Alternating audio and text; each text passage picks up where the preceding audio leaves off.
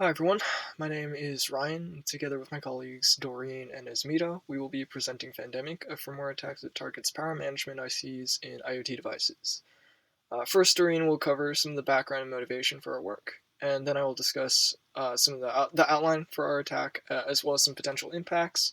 And finally, Esmita will discuss possible mitigations. Hi, I'm Doreen, and I will be discussing the background and motivation for our work. To start off, we have seen an increase in the number and severity of reported firmware vulnerabilities over the last several years, as shown on the graphs on the top right of the screen. This is a problem because firmware interacts directly with hardware components and serves as a storage location for sensitive information. If left vulnerable, it could become a single point of failure, meaning that an entire device could be compromised. And couple that with the vulnerable supply chain, and we have an even bigger problem. We saw in 2020 the SolarWinds hack where the Orion IT management software was compromised and leveraged to send out malicious software updates to users. It went undetected for months, and thousands of SolarWinds clients were affected, including private companies and even the US government. So this was a huge deal, and it showed the high impact potential of an indirect attack on the software supply chain.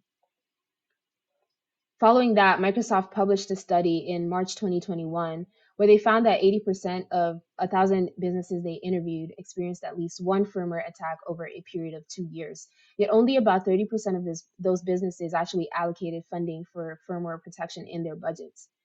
This issue was an important motivation for our work. On the bottom of the screen, we have an overview of the 3 production stages of the modern supply chain from left to right: design, fabrication, and then assembly. Important to note is that each stage also has its own associated testing stages. The assembly stage is the final production step, and it's where the various components are soldered to the printed circuit board, firmware is loaded, and then the device goes through a final round of tests before it's ready and shipped to the final destination. Our attack, FANDEMIC, would target the supply chain at this last production stage. As the title of this work suggests, FANDEMIC exploits a firmware vulnerability to manipulate power management IC configuration. So we first assume that the attacker is an entity within the supply chain. An example could be an employee of a third party or original equipment manufacturer involved in the device's production. We also assume that the attacker has access to the PMIC firmware binary, but not the source code, and that the PMIC is present on the device and external to the processor. The PMIC should also be configurable via the I2C communication protocol with publicly available datasheets and reference manuals. The final point to mention here is FANDEMIC targets bare metal IoT devices, which just means that there's no higher level operating system or development libraries or like APIs. In terms of abilities, the attacker needs to be able to reverse engineer the firmware binary, identify the necessary functions to modify, and then after modification, be able to upload the malicious firmware to the target device or devices.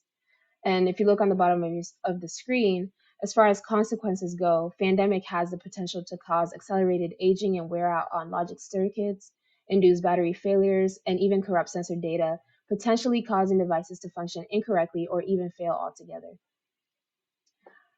A concrete example of these consequences was highlighted in a 2020 report by researchers from a lab of the Chinese tech giant Tencent. They demonstrated how to corrupt the fast charging feature available on devices today, such as smartphones, by modifying the PMIC firmware. This malicious modification could melt components or even set devices on fire.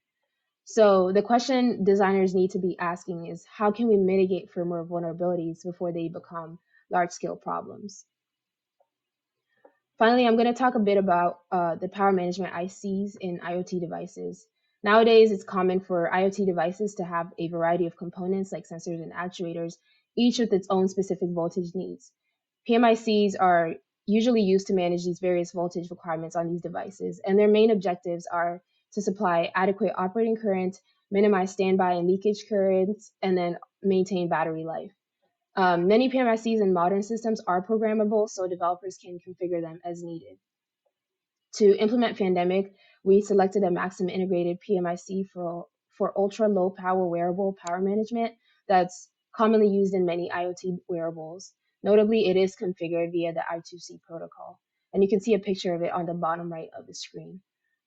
Next, we have Ryan to discuss the attack in more detail. Alright, so first we should establish some of the assumptions of the attack.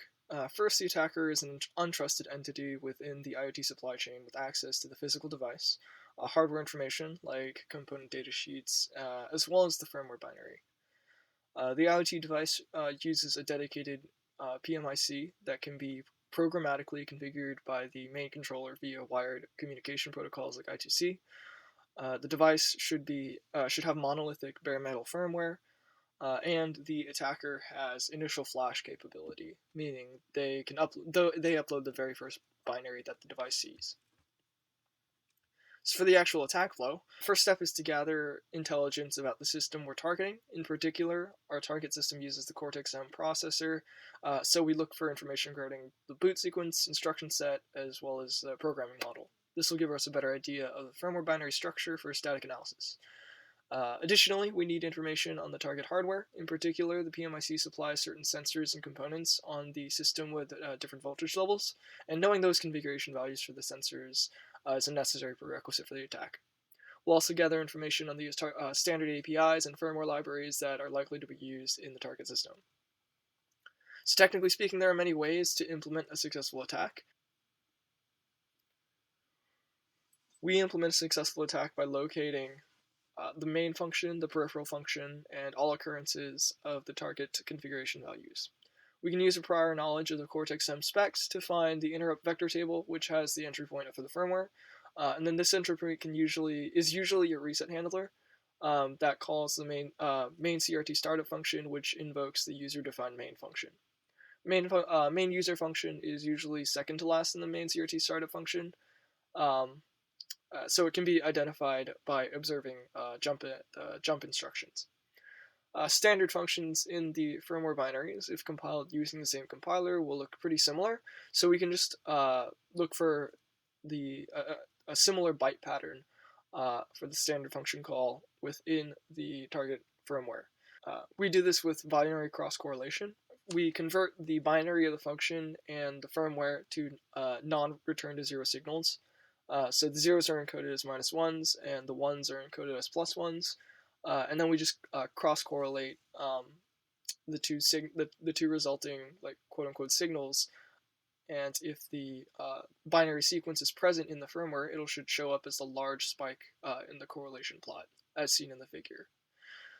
So we can find the byte offset of the target peripheral function using this method, and we can locate all occurrences of the target configuration values after that. So for example, if we knew that OX5C is a configuration value used for the target PMIC to set it to a certain voltage output, we can locate this configuration value in the binary using Ghidra. So when we locate all occurrences of this configuration value, we can search the occurrences for load instructions, and I identify them as parts of immediate those immediate load calls, so we can know these are being written to peripheral registers. So Ghidra can help with that, I guess, as I said, and it makes this process pretty straightforward.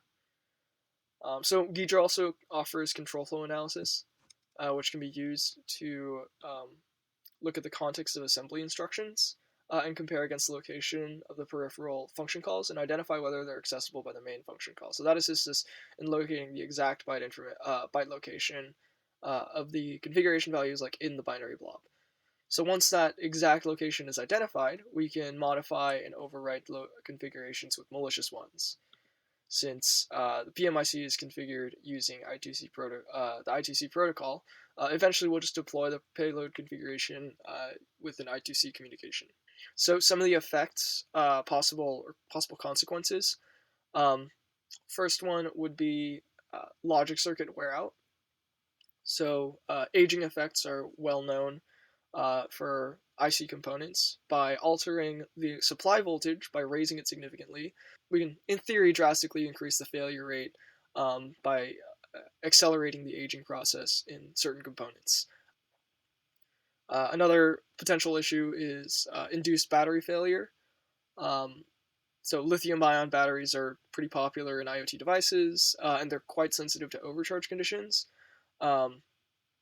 So altering the way the PMIC manages these batteries can cause them to fail pretty spectacularly, as we've seen. Everyone remembers Samsung, what happened with the Galaxy Note 7. Sensor data corruption is another big issue. Sensors generally require very stable supply voltages for correct operation, just like thermocouples, resistance temperature detectors, strain gauges. All of these are heavily reliant on having the correct supply voltage. So altering the supply voltage can cause some significant deviation in the expected. So we have an example implementation that demonstrates sensor data corruption. Our attack setup is an NRF52832 microcontroller in conjunction with an LMC 6084 op-amp, a MAX 2303 PMIC, and an MPX 2010 ratiometric pressure sensor. So as you can, the circuit is shown in the top right. It's a pretty simple setup, measuring barometric water pressure.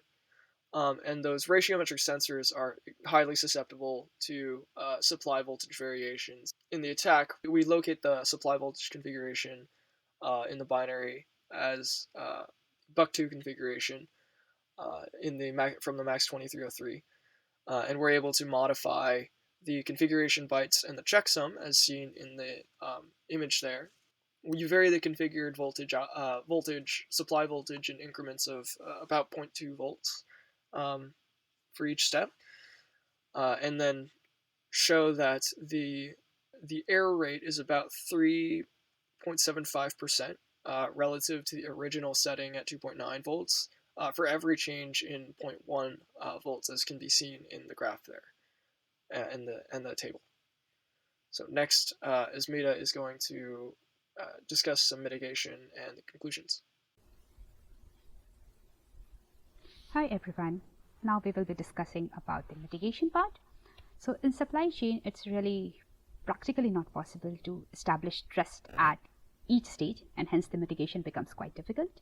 But few things that can be done include designing the robust hardware design for the PMIC, such that even if there is malicious change in the configuration via the software side, the hardware should be able to detect any unwanted changes and should be able to discard them.